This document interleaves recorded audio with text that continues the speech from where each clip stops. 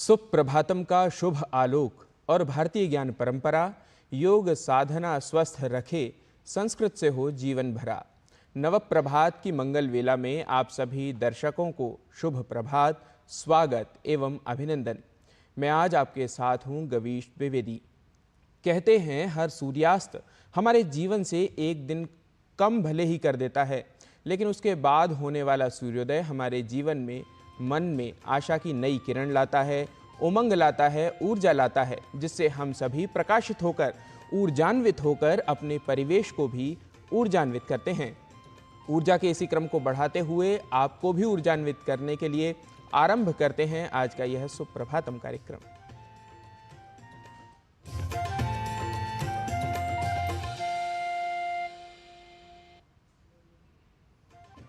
तो ऊर्जा के इसी क्रम को बढ़ाने के लिए आइए हम ये आरंभ कर रहे हैं अपना सुप्रभातम कार्यक्रम। और आज का यह सुप्रभातम कार्यक्रम, जैसा कि हम जानते हैं कि इस कार्यक्रम में हम सबसे पहले आपके लिए पंचांग लेकर आते हैं, उसके बाद दिखाते हैं सुभाषित, तदनंतर योग और स्वास्थ्य से जुड़ा होता है हमारा प्रभाग, और उसके बाद हम सीखते हैं संस्कृत और साथ ही कोई विशेष समाचार या प्रेरक समाचार। तो श्रावण का महीना चल रहा है, आज कौन सी तिथि, वार एवं नक्षत्र है, जानने के लिए देख लेते हैं अपना सबसे पहला प्रभाग पंचांग।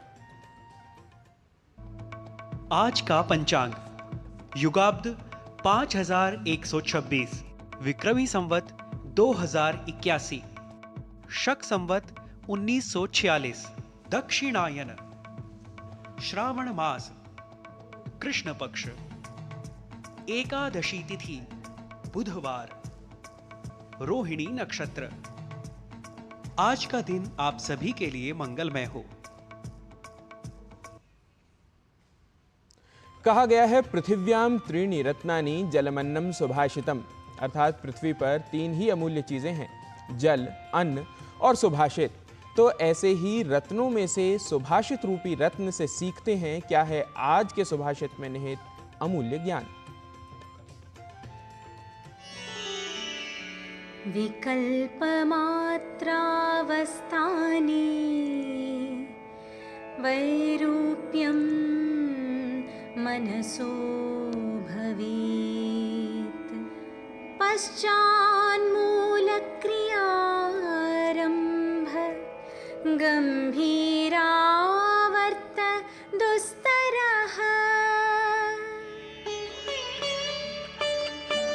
विकल्प मात्र का विचार करने से मन में विरूपता उत्पन्न हो जाती है, जिसके बाद प्रारंभ किए गए कार्य में गंभीर आपत्तियों की भंवरें आ जाती हैं और कार्य कठिन हो जाता है। अतः मन को संकल्पात्मक करें, विकल्पात्मक नहीं। Even slightest of doubt creates distortion in mind, that in turn creates serious hurdles for the task at hand. Therefore, one must free our minds of doubts and stay firm on our resolution.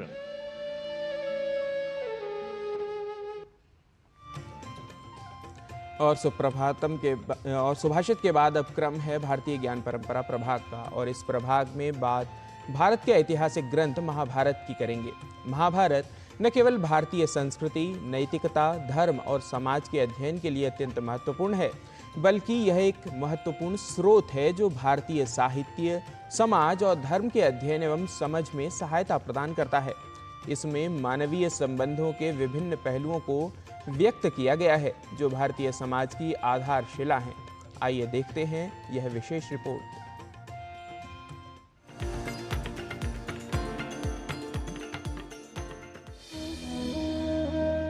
Mahabharat का शांति पर्व अत्यंत ही महत्वपूर्ण पर्व है, जिसमें धर्म, दर्शन, राजनीति और अध्यात्म ज्ञान का विस्तार से वर्णन किया गया है। शांति पर्व का दूसरा उपपर्व है आपद धर्म उपपर्व। आपद धर्म का अर्थ है विपत्ति अथवा संकट के समय अनुपालनीय उपयुक्त धर्म। आपद धर्म उपपर्व में संकट के समय एक राजा को किस प्रकार के निर्णय लेने चाहिए, किस प्रकार उसे उपयुक्त व्यवहार करना चाहिए, राजा के धर्म इत्यादि का भीष्म पितामह द्वारा समग्रता से उल्लेख किया गया है। राजा का धर्म बताते हुए कहा गया है, न च राज्य समो धर्मः कश्चिदस्ति परंतप, अर्थात राजा के लिए राज्य की रक्षा के समान दूसरा कोई धर्म नहीं है। राजा को प्रजा के साथ कैसा व्यवहार करना चाहिए उसके विषय में भीष्म पितामह कहते हैं, न वाच्यः परिवादोऽयं न श्रोतव्यः कथंचन कर्णावथ पिधातव्यौ प्रस्थेयं चान्यतो भवेत्। अर्थात राजा को किसी की भी निंदा नहीं करनी चाहिए और न ही उसे किसी भी प्रकार की निंदा सुननी चाहिए।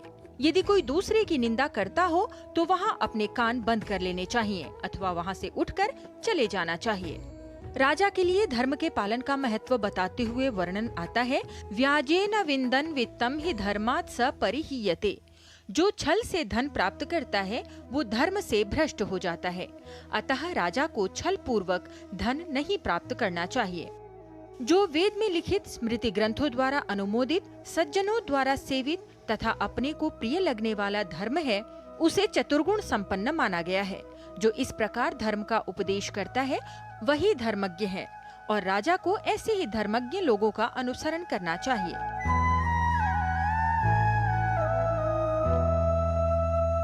आपद धर्म में राजा के लिए मर्यादा की स्थापना की आवश्यकता के साथ ही मर्यादा का पालन करने वाले कायव्य नामक दस्यु की सद्गति का वर्णन भी किया गया है।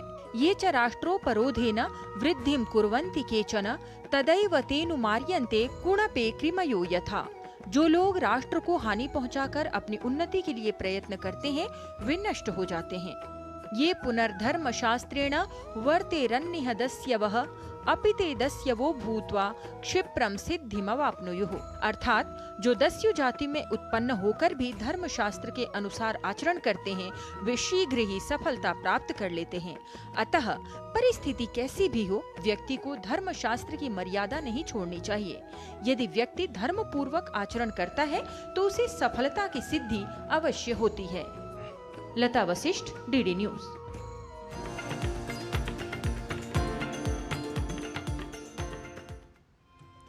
भारतीय ज्ञान परंपरा के बाद अब समय हो चला है स्वास्थ्य प्रभाग का। संपूर्ण स्वास्थ्य के लिए मानसिक और शारीरिक रूप से स्वस्थ होना आवश्यक है। हमारी सोच हमारे व्यक्तित्व का महत्वपूर्ण पहलू होती है। सोच का प्रभाव मानसिक स्वास्थ्य पर पड़ता है। सकारात्मक सोच का स्वास्थ्य और जीवन के लिए क्या महत्व है, आइए जानते हैं इस रिपोर्ट के माध्यम से।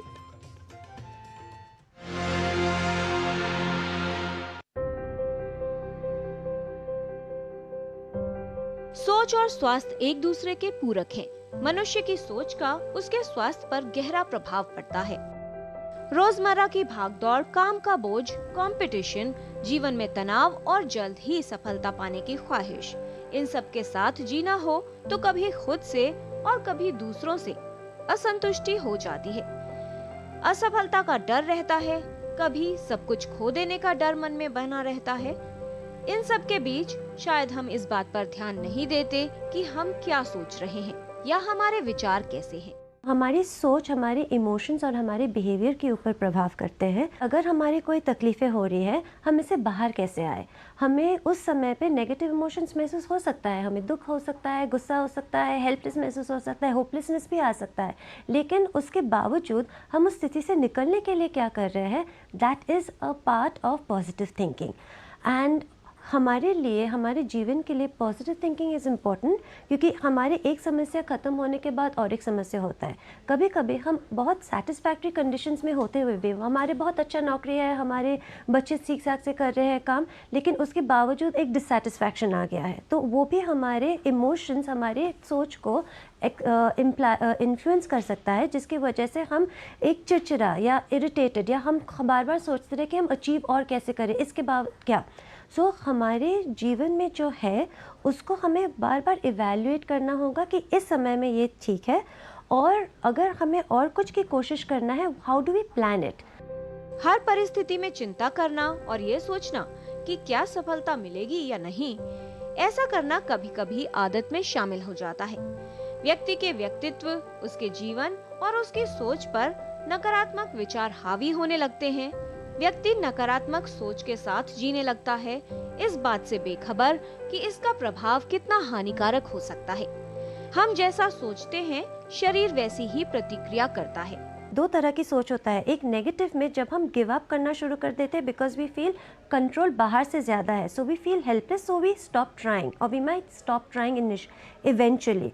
पॉजिटिव थिंकिंग में क्या होता है कि हम उसी सिचुएशन को देखते हैं कि कंट्रोल हमारे कहाँ पे है, उसको जताने की कोशिश करते हैं। अगर हम प्रॉब्लम को देखें, कीपिंग असाइड माय फीलिंग्स, अधिकतर समय एक उपाय मिल जाता है।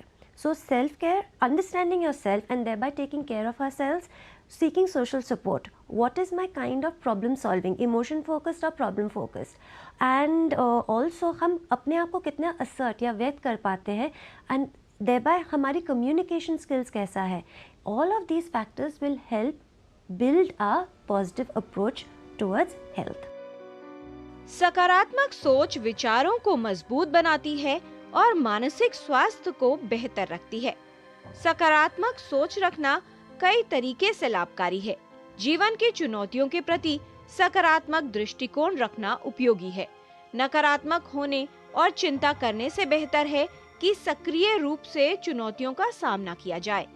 सकारात्मक सोच कठिन परिस्थिति में सर्वोत्तम तरीके से समस्या का सामना करने में सहायक होती है। इससे जीवन के प्रति आशावादी दृष्टिकोण मिलता है। ये जीवन और व्यक्तित्व को सकारात्मक रूप से प्रभावित करता है। सकारात्मक सोच से कई स्वास्थ्य लाभ प्राप्त होते हैं।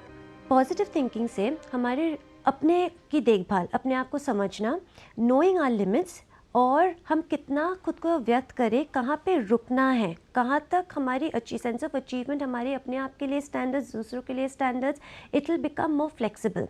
पॉजिटिव थिंकिंग हमारे self evaluation, self-functioning, interpersonal relationships and also long-term achievement, और हम कितना altruistic हो सकते हैं। तो हम सिर्फ ठीक नहीं रहेंगे, दूसरों को भी ठीक रखेंगे, दूसरों को भी मदद करेंगे, तो हम ग्रोथ सिर्फ हमारा नहीं, दूसरे के साथ को भी हम आगे लेके जाएंगे। योग और ध्यान करने से हमारी शारीरिक और मानसिक स्वास्थ्य ठीक रहता है और हम सफलता की तरफ जा सकते हैं, क्योंकि हमारे वो कामनेस और शांत मिल जाता है एक निर्णय लेने के लिए। सकारात्मक सोचने से और अच्छे विचारों से शरीर में कुछ ऐसे हार्मोन्स रिलीज होते हैं जिनसे व्यक्ति स्वस्थ, प्रसन्नचित्त और उत्साह से परिपूर्ण रहता है। इसलिए आवश्यक है कि स्वयं को सकारात्मक रखें।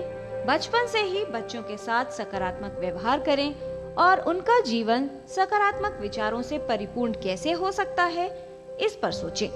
किरण भारद्वाज, डीडी न्यूज।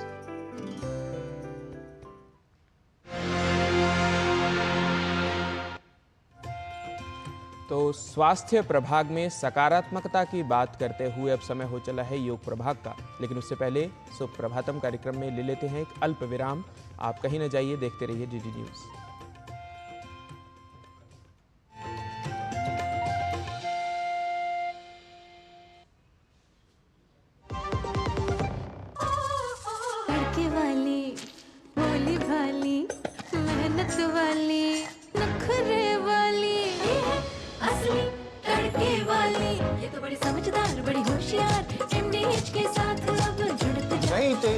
असली taste, MDH ginger garlic test.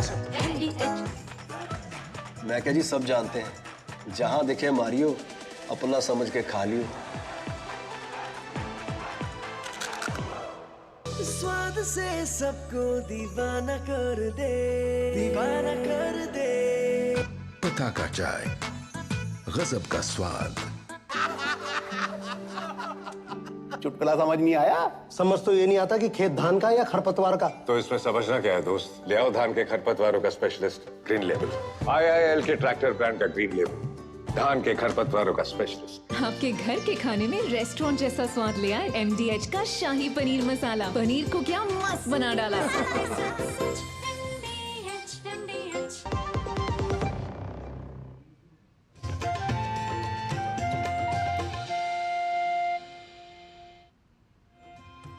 विराम के बाद आप सभी का स्वागत है सुप्रभातम कार्यक्रम में।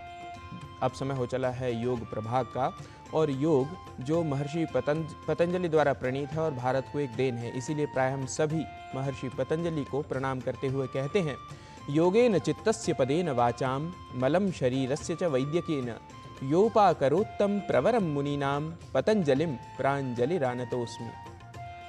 कहते हैं यदि जीवन में शांति और सुकून की तलाश है तो योग का मार्ग अपनाया जाना चाहिए। प्रतिदिन योगाभ्यास करने से मन को शांति मिलती है और तनाव दूर होता है। योग न केवल शारीरिक बल्कि मानसिक स्वास्थ्य के लिए भी अत्यंत लाभकारी होता है। तो आइए आज से ही योग को अपने जीवन का हिस्सा बनाएं और मन की शांति प्राप्त करें। नमस्कार, मैं रोहिणी घोष। आज हम हमारे मन को शांत करने के लिए 2 प्राणायाम का अभ्यास करेंगे। तो अपनी सीट ले लीजिए, मैट पे बैठ जाएं। तो पहला है हमारा योगेंद्र प्राणायाम 4, जो कि एक डायफ्रैग्मेटिक ब्रीदिंग है, जहाँ पे हम हमारे डायफ्राम को यूज करके बहुत ही गहरा सांस लेते हैं और छोड़ते हैं, जिससे ऑक्सीजनेशन बहुत बेहतर हो जाती है और आपका मन तुरंत ही शांत हो जाता है, माइंड एकदम स्थिरता में आ जाती है। तो आइए देखते हैं इसे कैसे करना है। धीरे से इस प्रकार लेट जाएं, अपने हाथों का सहारा लीजिए, अपने पीठ के बल लेट जाएं, इस प्रकार अपने पैरों को रखें। अब अपने दाएं हाथ को अपने नाभि पे रखें और अपने बाएं हाथ को इस प्रकार हथेलियों को ऊपर रखते हुए साइड में रख दें। धीरे से आंखें बंद करिए, नॉर्मल ब्रीदिंग रखते हुए थोड़ी देर सांस बाहर छोड़े। अब हम प्राणायाम शुरू करेंगे। Inhale 1 2 3 4, exhale 1 2 3 4, inhale 1 2 3 4, exhale 1 2 3 4। इस प्रकार इसका अभ्यास आप 5 मिनट करिए और धीरे धीरे बढ़ाकर 10 मिनट तक कर सकते हैं। दूसरा है भ्रामरी प्राणायाम, जिससे आपकी पूरी नर्वस सिस्टम बहुत ही शांत महसूस करती है। जो गुंजन आप क्रिएट करते हैं, उत्पन्न करते हैं इस प्राणायाम में, वो आपके पूरे तंत्रिका तंत्र को शांत कर देगी, जिससे आपको एंजाइटी, डिप्रेशन ये भी नहीं होगा। तो आइए देखते हैं कैसे करना है। इस प्रकार सुखासन में बैठ जाएं, अपने हाथों को अपनी जंघा पर रख दें, धीरे से सामने देखिए, फोकस करिए एक पॉइंट पे और आंखें बंद। श्वासों को मध्यम करें, नॉर्मल ब्रीदिंग करें, पूरा एक्सहेल कर दीजिए। अब इनहेल कीजिए, एक गहरी सांस भरे, अपने मुंह को बंद रखिए और गुंजन शुरू करिए।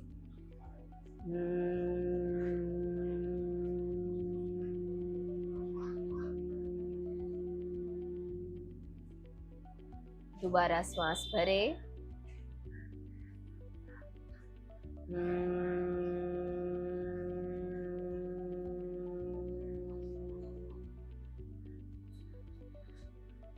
ये 2 राउंड था। इस प्रकार आप 5 राउंड से शुरुआत करें और 10 राउंड तक जा सकते हैं।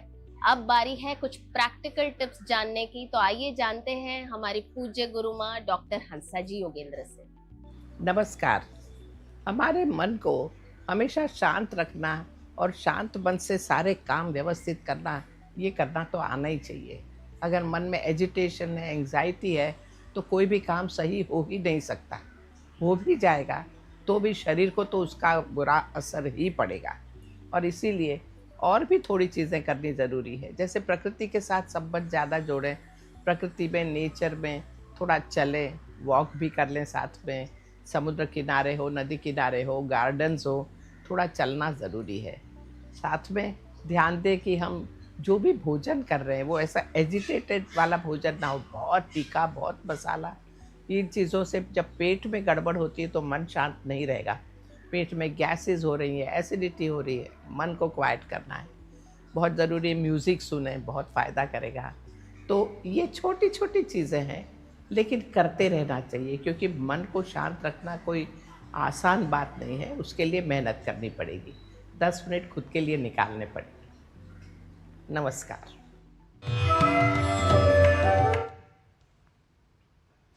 तो मन शांति से जुड़े आसन व प्राणायामों को सीखने के बाद सुप्रभातम कार्यक्रम में ले लेते हैं एक और अल्प विराम। आप कहीं न जाइए, देखते रहिए डीडी न्यूज़।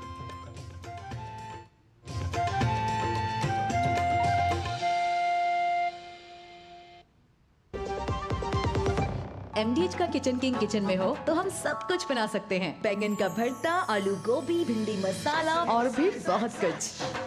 MDH मैं क्या जी सब जानते हैं, जहां दिखे मारियो, अपना समझ के खा लियो।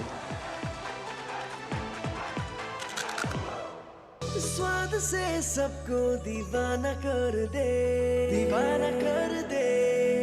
पता का चाय, गजब का स्वाद। ऐसा कौन सा खजाना हाथ में लगा है?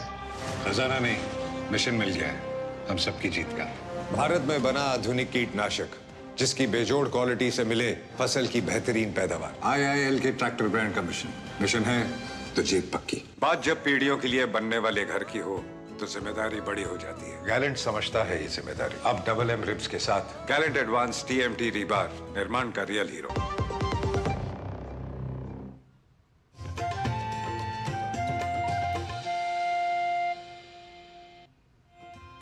विराम के बाद पुनः आप सभी का स्वागत है सुप्रभातम कार्यक्रम में।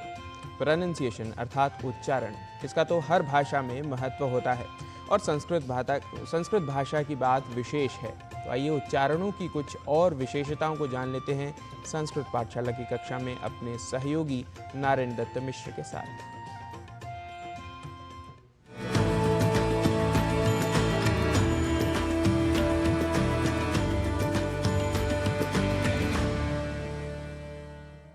संस्कृत पाठशालायां स्वागतम अस्तु। नमामि नारायण दत्तः अहम। आज जान लेते हैं अहम इस शब्द विशेष के शुद्ध उच्चारण के बारे में। अहम इस शब्द को अहम ऐसा कहना शुद्ध उच्चारण है, पर कुछ क्षेत्रगत प्रभाव हम भाषा पर ले आते हैं और अहम को अहम के रूप में बोल देते हैं और धड़ल्ले से बोलते ही जाते हैं। ध्यान दीजिए, जैसे मैं कहूँ अहम अस्मि नारायण दत्तः, और यदि अहम के मेरे उच्चारण में क्षेत्रीयता आ जाए और मैं अ को ए इस रूप में उच्चारित कर दूं, या आप यह समझिए कि मैं किसी शब्द के आरंभ में या मध्य या अंत में या जहां कहीं भी अ यह अक्षर हो तो उसे ए इस रूप में बोलकर प्रादेशिक उच्चारणगत दोष ले आऊं, तो मैं अहम अस्मि के बजाय अहम अस्मि, अनुरागम करोमि को अनुरागम करोमि, कथय मित्र को कथय मित्र आदि कहता जाऊंगा। और ऐसा कहते ही संस्कृत के संस्कृतत्व पर, उसके उच्चारण वैशिष्ट्य पर एक प्रकार का कुठाराघात यह होगा, क्योंकि संस्कृत तो एक वैज्ञानिक भाषा है जिसमें प्रादेशिक, सामयिक या वैयक्तिक दोषों को जोड़ देना वाकई काफी अवैज्ञानिक होगा। ऐसे में हमें अहम को अहम नहीं कहना है, अपितु अहम यह कहना है। अनुरागः को अनुरागः नहीं कहकर अनुरागः यह कहना है। ऐसे ही कथय मित्र को कथये मित्रे नहीं कहना है, अपितु कथय मित्र यह ही शुद्ध रूप से कहना है, यह ध्यान रखें। उच्चारणगत प्रादेशिक दोषों की यदि हम बात करें तो उस क्रम में कुछ और उदाहरणों पर बात करते हैं। जैसे संस्कृत का एक शब्द है नमस्कारः, और नमस्कारः की जगह बहुत बार हम प्रादेशिक प्रभाव में आकर नमस्कारम यह बोल देते हैं, जो कि अशुद्ध है। ध्यान देने वाली बात यहाँ यह है कि नमस्कारः यह एक पुल्लिंग शब्द है, जबकि नमस्कारम यह नपुंसक लिंग शब्द है या फिर द्वितीय विभक्ति के एक वचन का रूप है, जिसके बारे में आप विशेष रूप से जानेंगे जब हम आपको शब्द रूपों और विभक्तियों के बारे में बताएंगे। तो कुल मिलाकर नमस्कारम यहाँ अंत में केवल म ऐसा जोड़ लेने भर से सब कुछ संस्कृत नहीं हो जाता, यह भी ध्यान रखना है और बोलना है नमस्कारः। तो अब समय हो गया है इस संस्कृत पाठशाला में मेरा भी नमस्कार कहने का। नमस्कारः, पुनः मिलामः।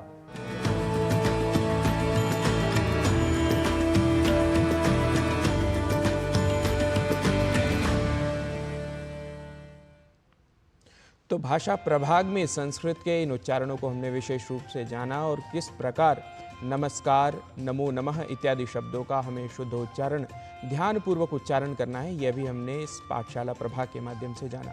और आज सुप्रभातम कार्यक्रम में अपने विविध प्रभागों जैसे सुभाषित, पंचांग, भारतीय ज्ञान परंपरा प्रभाग और स्वास्थ्य प्रभाग में विशेष रूप से मन से जुड़ी हुई बातों को हमने जाना। योग प्रभाग में भी मन की शांति के लिए करने वाले योगासनों के बारे में आज हमने सीखा है। तो इन्हीं प्रभागों के साथ अब समय हो चला है हमारे सुप्रभातम कार्यक्रम में अनुमति लेने का। इस सुप्रभात की वेला में मुझे व हमारे सभी सहयोगियों को दीजिए अनुमति। तब तक के लिए नमस्कार, पुनः दर्शन आइए।